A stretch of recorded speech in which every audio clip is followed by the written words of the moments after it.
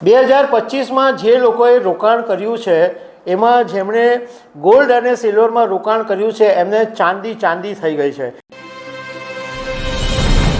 2025 હવે પૂરું થવાની તૈયારી છે અને 2026 હવે દસ્તક દેશે। પણ આજે હું તમારી સાથે એ વાત કરીશ કે 2025ની અંદર જે ઇન્વેસ્ટમેન્ટના જે બધા ઓપ્શન્સ છે, વિકલ્પો છે, એમાં સૌથી વધારે રિટર્ન કોણે આપ્યું?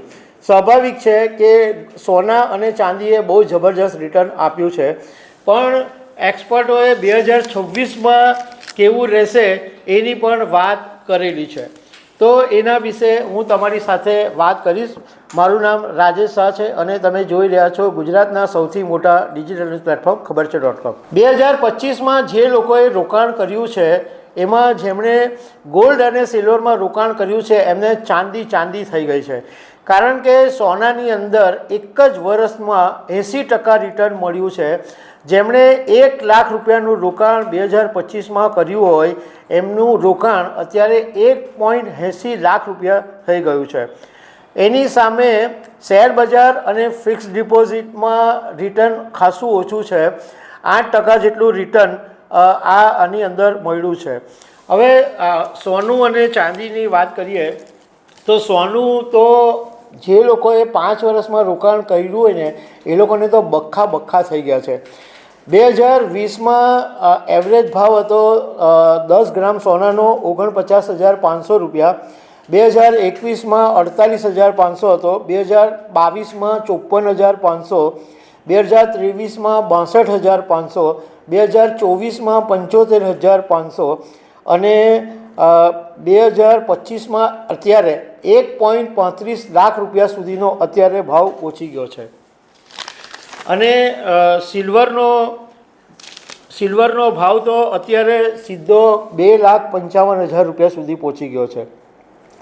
અમે ઘણા બધા નિષ્ણાતોની સાથે વાત કરી, એક્સપર્ટ છે, અને સોના ચાંદી સાથે સંકળાયેલા બુલિયનના વેપારીઓએ પણ વાત કરી। તો એમણે કીધું કે છેલ્લા 1 વર્ષની અંદર ચાંદીએ લગભગ 150% જેટલું રિટર્ન આપ્યું છે। ડિસેમ્બર 2024ની અંદર ચાંદીનો ભાવ 85,000 રૂપિયા હતો કિલોએ, એ અત્યારે લગભગ 2,50,000 રૂપિયા સુધી પહોંચી ગયો છે। હવે જે એક્સપર્ટોનું કહેવું એમ છે કે 2026માં જે રિટર્ન મળશે એમાં શેર બજારની અંદર અથવા શેર બજાર અને મ્યુચ્યુઅલ ફંડની અંદર આખા વર્ષમાં તમને 12થી 15% રિટર્ન મળી શકે।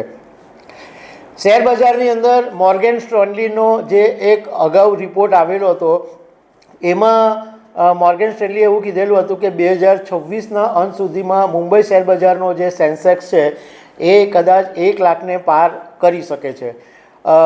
અત્યારે લગભગ 84-85 હજારની આજુબાજુ સેન્સેક્સ છે।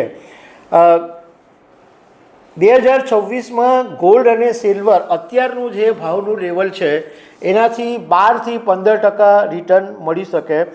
રિયલ એસ્ટેટમાં પણ 10થી 15% રિટર્ન મળી શકે અને ફિક્સ ડિપોઝિટ અને બોન્ડ એમાં 6થી 8%નું રિટર્ન મળી શકે। હવે આમાં ઇન્વેસ્ટમેન્ટમાં એવું હોય છે કે જે લોકો બહુ જોખમ નથી લેવા માંગતા, એમની પાસે જે પૈસા હોય એમને બહુ વધારે પડતા રિટર્નની અપેક્ષા નહીં હોય અને જોખમ નહીં લેવા માંગતા હોય એવા મોટે ભાગના જે રિટાયર્ડ લોકો હોય, સિનિયર લોકો હોય, એ લોકો ફિક્સ ડિપોઝિટ ને બોન્ડ કે એવા બધામાં ઇન્વેસ્ટમેન્ટ કરવાનું પસંદ કરતા હોય છે। તો એમનું જે રિટર્ન હોય છે એની એક લિમિટેશન હોય છે, પરંતુ કેટલાક એવા ઇન્વેસ્ટમેન્ટ પણ હોય છે કે જેમાં રિટર્ન જોખમ ઓછું હોય પણ રિટર્ન બી મળે।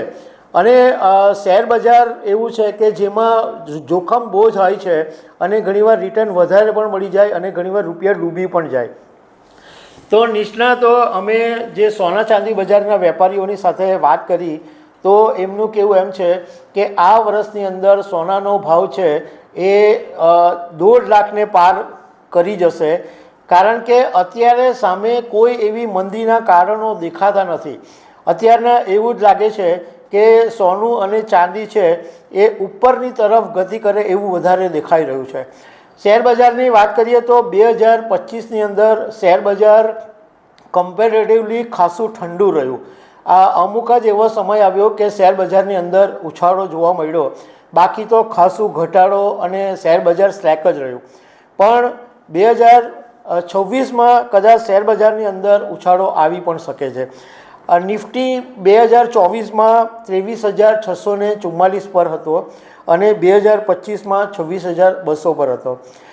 નિષ્ણાતોનું કહેવું એમ છે કે 2026માં રિયલ એસ્ટેટ સેગમેન્ટમાં પણ સારું એવું વળતર મળી શકે એમ છે, કારણ કે ઘણા બધા ઇન્ફ્રાસ્ટ્રક્ચર પ્રોજેક્ટ અને ઘણા બધા નિયમો સરળ બન્યા છે અને પૈસાની કમાણી થશે તો રિયલ એસ્ટેટમાં પણ ઇન્વેસ્ટમેન્ટ સારું એવું ફાયદાકારક થઈ શકે છે. તો દર્શક મિત્રો, આવી અનેક વાતો સાથે અમે તમને મળતા રહીશું. Thank you very much.